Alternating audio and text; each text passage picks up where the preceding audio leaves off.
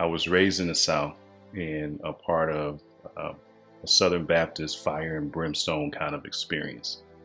That started very early for me. And I would say at a young age, you don't really know, because if you come up in it, it's just a part of who you are.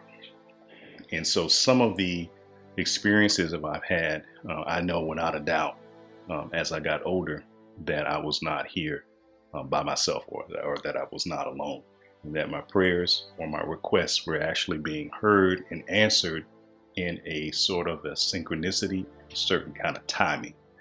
The Lord is good unto them that wait for him, to the soul that seeketh him. It is good that a man should both hope and quietly wait for the salvation of the Lord.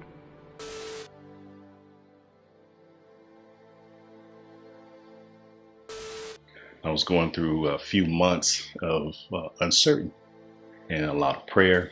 I would go in my prayer closet and I would just quiet myself and just go before the Lord and pray, just for guidance and what was I to do in the situation.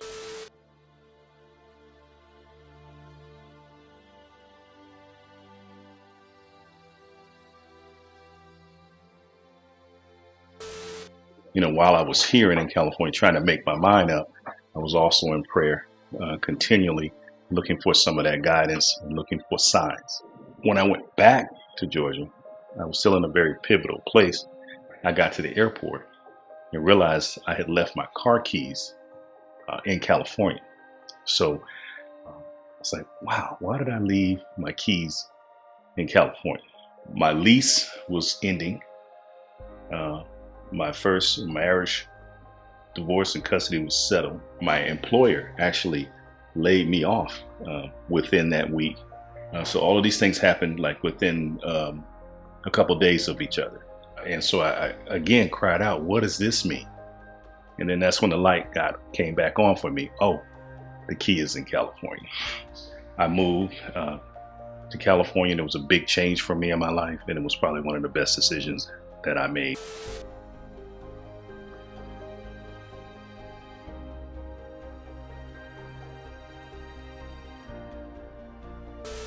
I often feel like when your steps are being guided, there's some things that are happening that you can't fully explain. As I look back at it now, I see that it was my prayers being answered for me. And we know that all things work together for good to them that love God, to them who are the called according to his purpose. It seemed like that they were a synchronicity of events that was already predestined for me in my life. And what that did is it just built upon more and more in my faith. This testimony reveals that a strong relationship with the Lord helps us endure through long suffering to eventually see God's will for us. When it seems like all the odds are stacked against you and nobody cares, that is the perfect time to start praying and thanking the Lord in advance for seeing you through the tough times. Thank him for teaching you patience, perseverance, and strengthening your faith in his promises to work things out for the greater good for his purpose on his schedule. When we patiently wait on the Lord through prayer and the word, it becomes clear that trials are used for teaching us how to seek the Lord and to have faith.